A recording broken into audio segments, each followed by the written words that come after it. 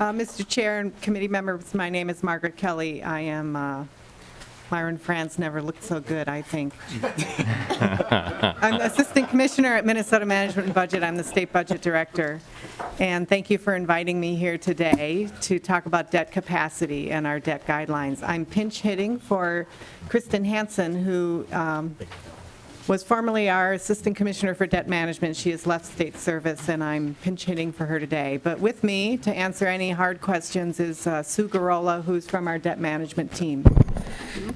So I know you have a long day ahead of you. I'm just going to give you a brief overview about our debt guidelines. I'm going to be working from a slide deck that you have that has debt capacity on it. This one here, debt investment guidelines and debt capacity. I'm going to be working from that document.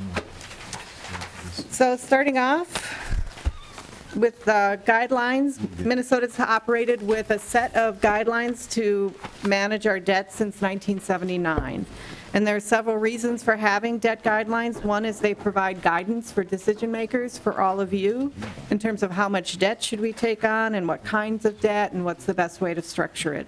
Second, they also help to communicate our policy goals to how best to manage the amount of debt we have. And finally, they demonstrate our commitment to strong financial management, that we're planful, strategic, and disciplined in our approach to debt management. So our guidelines have been revised over the years to create greater consistency with how rating agencies evaluate states and to facilitate comparisons with other states and to continue our commitment to strong financial management. Turning the page, we have three guidelines. The first guideline compares the total amount of debt the state has sold and currently owes to the state's personal income. Each bonding bill authorizes MMB to sell bonds and use the proceeds for the projects identified in the bill. And for any given bond authorization, we typically sell bonds over a period of years to make the funds available for the projects when needed and not sooner. So our threshold for Guideline 1 is that the amount of debt sold and currently owed does not exceed 3.25% of personal income. And the state is currently operating within this guideline. The principal outstanding is 2.91% of personal income. Turning the page, the debt that's included in this guideline is tax-supported debt as the numerator, with personal income as the denominator. And by tax-supported debt, we mean state-issued debt. This is general obligation bonds on the general fund and trunk highway fund, which make up the majority of the bonding bill and the majority of the debt we owe. But state-issued debt also includes appropriation bonds. An example of appropriation bonds is what we issued for the Vikings Stadium. State-supported debt includes debt that's issued by another entity but supported with state appropriations. It does not have the full faith and backing of tax that GO bonds have. But an example is Housing Finance Agency housing infrastructure bonds. Turning the page to guideline number 2, this compares the total amount of debt authorized, which is sold and not yet sold, so what's been approved in law compared to personal income. And this guideline differs from the first guideline in that it includes all of the state debt that's been authorized, whether it has been sold or not. And the first guideline only includes the bonds that have been sold. So our threshold for guideline number 2 is that the debt authorized does not exceed 6% of personal income. The state currently is operating well within guideline number 2. Total authorized debt, both sold and not yet sold, is 3.95% of personal income. And the debt that we include in this second guideline is all of what's in the first guideline, but plus some additional debt, including moral obligation bonds and lease purchase finance for equipment. Moving on to guideline number 3, this evaluates how quickly we pay off our general obligation bonds so that we're managing our payments over time. Our goal is that no less than 40% of our general obligation debt is paid within 5 years and no less than 70% within 10 years. And we're currently operating well within this guideline as well. Of the state's general obligation bonds outstanding on June 30th of 2015, 40.3% were scheduled to mature within 5 years and 71% were scheduled to mature within 10 years. The next slide, I apologize if it's hard to read. I've included it here just for your reference. It's also in our debt forecast that's on our website with the February forecast materials. But this table lists the amounts by authorization of debt sold and debt authorized but not yet sold. And these are the values that are included in our calculations for guidelines number 1 and 2. And I've circled in red, which you probably can't see on a black and white copy, the relevant information for our calculations. The first number there, the $8 billion, is tax-supported debt outstanding. That's for guideline number 1. The second one down is the $11 billion of authorizations, both sold and unsold, and that's used in guideline number 2. And at the bottom is our calculations for each guideline and a point-in-time capacity for each guideline. So we could sell an additional $968 million of debt today before exceeding guideline 1, and that's actually selling the bonds. You could authorize an additional $5.8 billion of debt before exceeding guideline number 2, and that's just putting it in a bonding bill. But when we actually try to manage our debt capacity, we look at how guideline number 1 and guideline number 2 interact with each other. And so that brings us to the capacity piece of our debt forecast, which is the next page in your handout. Overall, our guidelines reflect a point in time, but managing debt capacity is taking a look forward to understand how authorizations may impact our guidelines.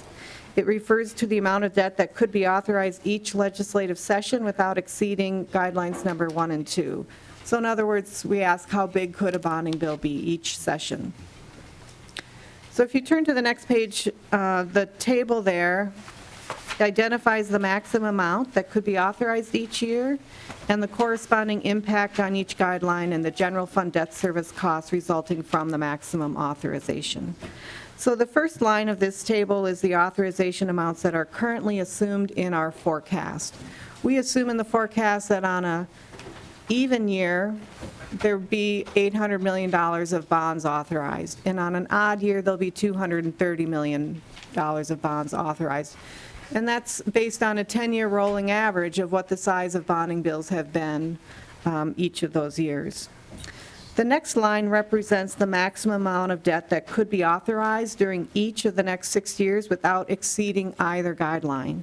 So in fiscal year 16, if we were to authorize $3.229 billion, we would reach our threshold of debt outstanding, which is guideline number 1, by 2018.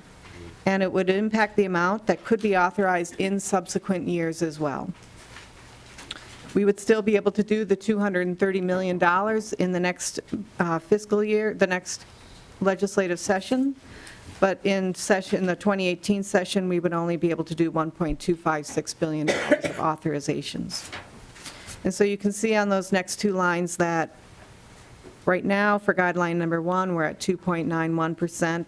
Doing $3.229 billion would bring us up to 3% of personal income, 3.13% by 2017, and by 2018, we would meet the threshold of 3.25%.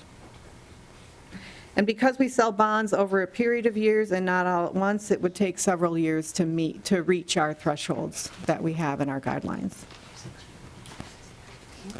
Unless there are questions about that, I'm just going to move on to the why don't we take a few questions? I've got a couple myself.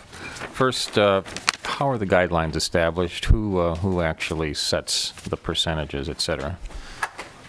Mr. Chair, I believe these guidelines we have now were set in 2009, and they were established by working with a group of individuals and with our rating agencies and our financial advisors who help us with our bond sales and with our ratings as well. So they are a policy of the department, they're not established by the legislature, in other words. Mr. Chair, that is correct. They're policies that have been adopted by MMB. I don't know the extent to which they've been reviewed and approved by the legislature. That's my understanding they have not. Another quick question about appropriation bonds. You know, you went through the guideline about the maturity of GO bonds, but is there any similar restriction on appropriation bonds on how long we have that debt in place? Mr. Chair, the third guideline, which is about maturities reflects all of our debt. So whether it's a GO bond or appropriation bond or a moral obligation bond, it's total debt, the maturity. Oh, no, that's just for GO bonds. I stand corrected. We don't have a similar guideline for other bonds. Our third guideline only applies to GO bonds. I believe that's correct. Yes. It's good to know the answers before you ask the question sometimes. But so our appropriation bonds tend to be longer in maturity, is that correct? I'm thinking of the Viking Stadium in particular. I believe that's a 30-year or 25, I don't remember now. 25 years. And TCF Stadium was also a much longer period of time, I believe. But I'm getting into the area where I don't know the answer to the question, so I should probably quit asking them. We'll get back to you on the But timeline. the point is there's a difference between how we look at GO bonds and appropriation bonds as far as the maturity of the bonds. Mr. Chair, I think there's some flexibility in how you structure those bonds, and the guideline 3 only refers to GO bonds to ensure that we have them maturing within those guidelines. And appropriation bonds, I think we've done different issuances, but we can get back to you with some history on those. Sure. Finally, I'd like to talk a little more about guideline 2. It's been, from my perspective, kind of jumping around a bit, and so can you explain why guideline 2 seems to be much more volatile than guideline 1? Mr. Chair, I'm not sure what you mean by volatile. Well, last year I believe the number was something like 1.7, and this year it's something like 3.2. I'm taking numbers off the top of my head, which is dangerous, of course, but can you explain to me why that would change so dramatically in such a short period of time? Mr. Chair, the calculation for guideline number 2 is total debt authorized and issued and not issued compared to personal income. So what would change is the numerator, meaning the amount of debt authorized. I'd have to go back and look at the previous calculations to. The Viking Stadium? That it's the Viking Stadium. It looks as though with our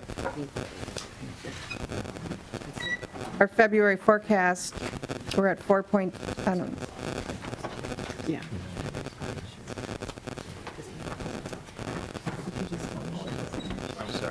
Excuse me, but I'm talking about the wrong guideline. I'm actually wanting to talk about guideline 1. Apologize for that.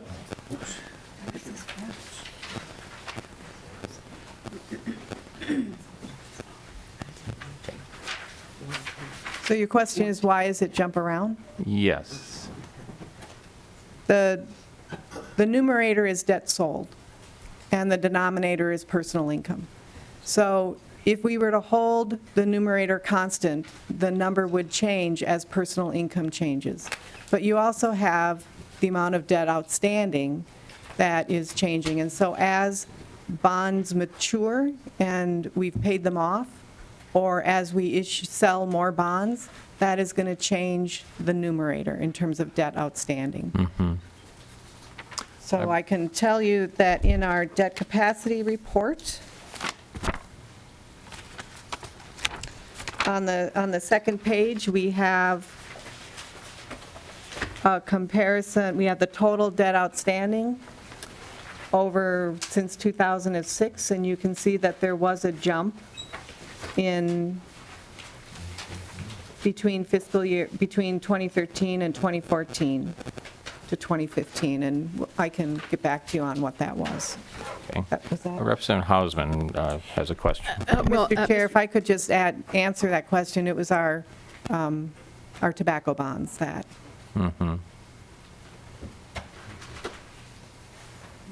Did you have a question, Representative Hausman? Yes, Mr. Chair, I just wanted to follow up on you earlier asked who establishes the guidelines and does the legislature. And my understanding is one of the reasons why the legislature never puts it in law is if the bottom dropped out of the economy, and we're basing it on personal income without doing anything, we might in fact be not in keeping with state law. So that's why we call them guidelines instead of established by the legislature in law. That was the explanation I was given at one point. Very good. Because we don't want to be breaking the law. That's right. Thank you. If you want to continue with your presentation, Ms. Kelly. So, Mr. Chair, I was going to finish up my presentation by simply letting you know the debt issuance plans that we have in the coming months.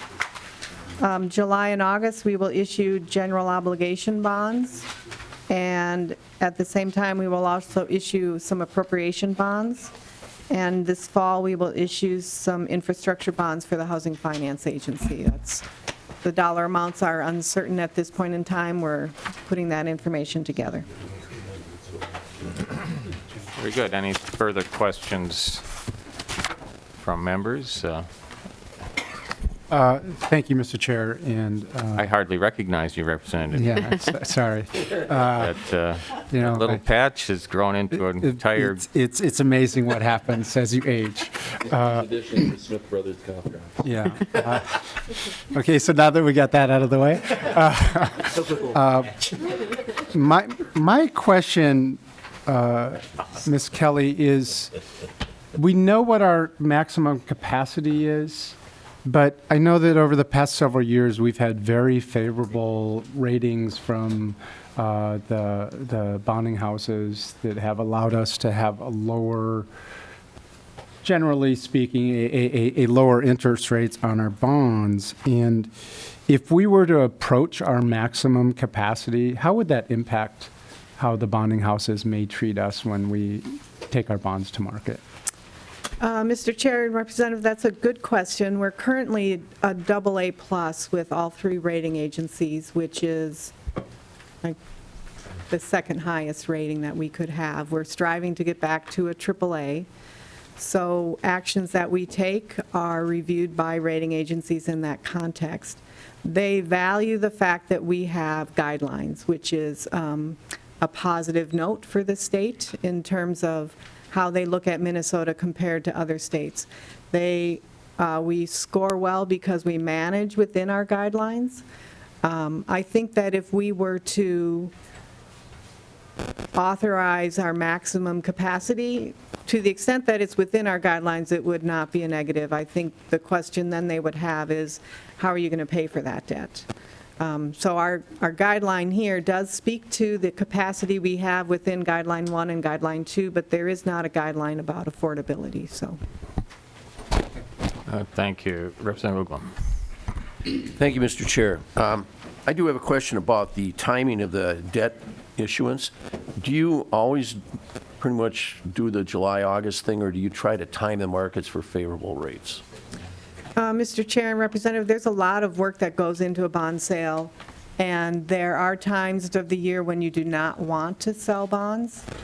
During legislative session is one of those times, so we typically go to market after session is over. Sometimes we go to market later, but because Minnesota has been a AAA state, we are well regarded, and we tend to get favorable interest rates compared to other AA+ states.